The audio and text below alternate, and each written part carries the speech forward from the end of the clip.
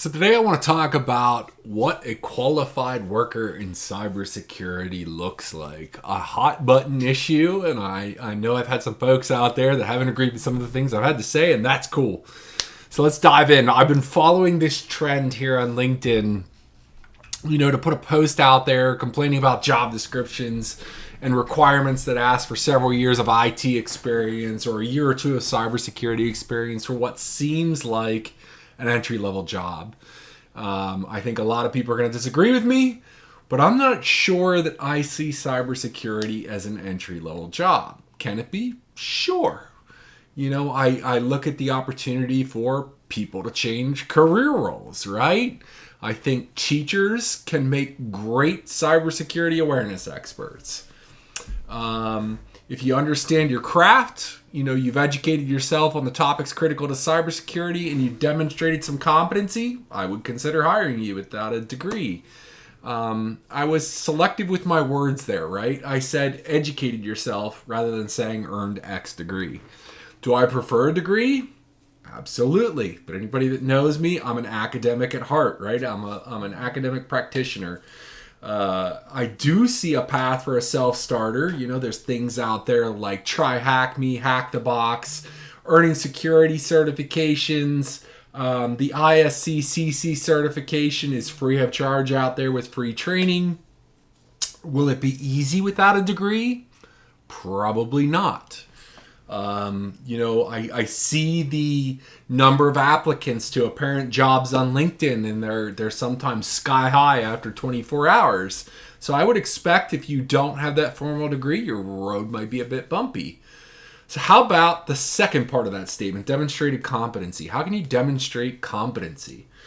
I would suggest if you're someone coming fresh out of school or you're someone coming fresh out of high school and not college, maybe try to get out there and earn an internship or apprenticeship.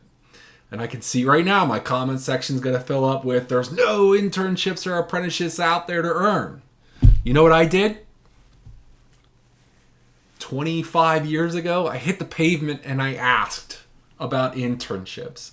I made connections, and at the time, I either walked my rear end up to a door and asked, or I sent some letters out. Did it work? Absolutely. I had several internships.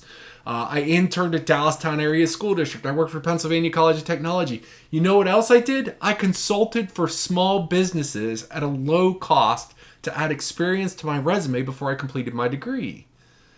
What if you don't want to do any of that? What else can you do? Well, get out there and volunteer. Right? Walk into your local library and ask if you can put on a free computer or cybersecurity training course. Maybe you could put on a class at a retirement village or a senior living facility.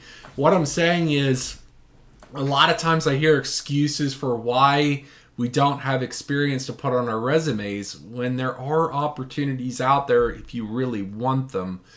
I get it. There's folks that are working full-time, struggling to make ends meet, spending their free time trying to help their family and trying to put food on the table.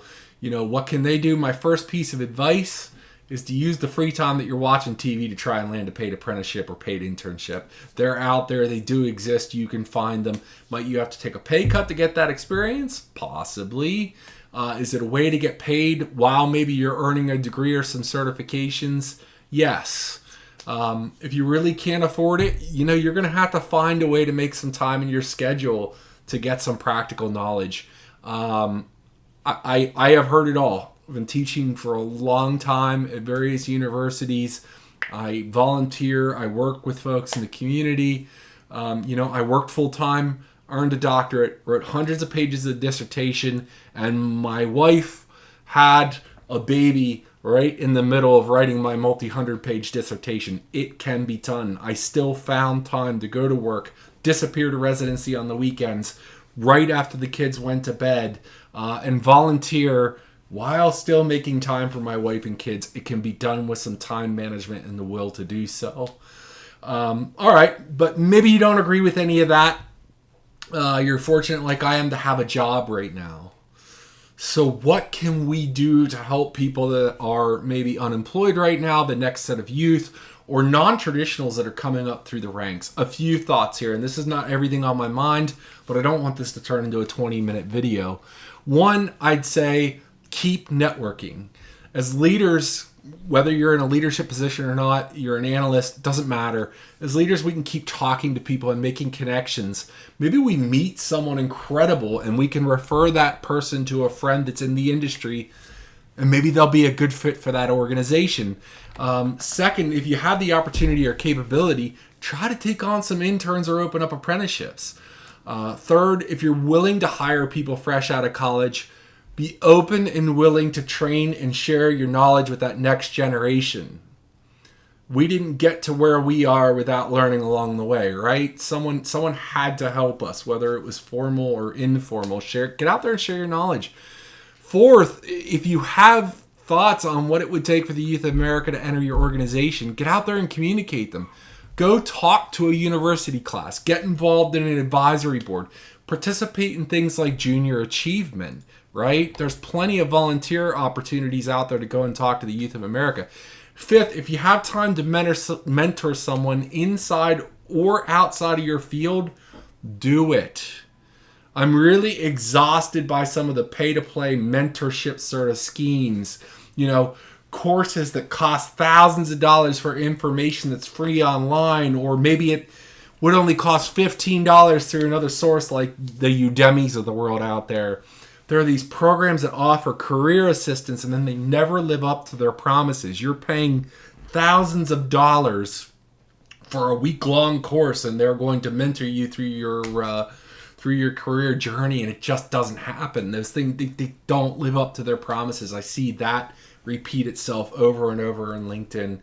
Maybe you have the opportunity at your organization to offer a hackathon, for local tech programs at a high school level, to get kids to come in together and participate in some sort of an activity that's going to build their confidence and interest in whatever field it may be, cybersecurity, IT, or otherwise.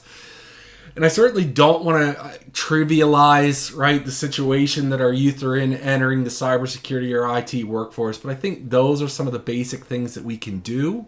And I've got a lot more to say on the subject of recruiting talent and retaining talent, but maybe that's another video for another day. It's really, really gorgeous outside this evening, and I think that calls for a quick motorcycle ride. Do you have some other thoughts of things people can be doing to help that next generation, or ways that people can enter entry-level careers in cybersecurity or IT? If you do, drop me a comment. I love the feedback. Keep it coming. Have a great evening.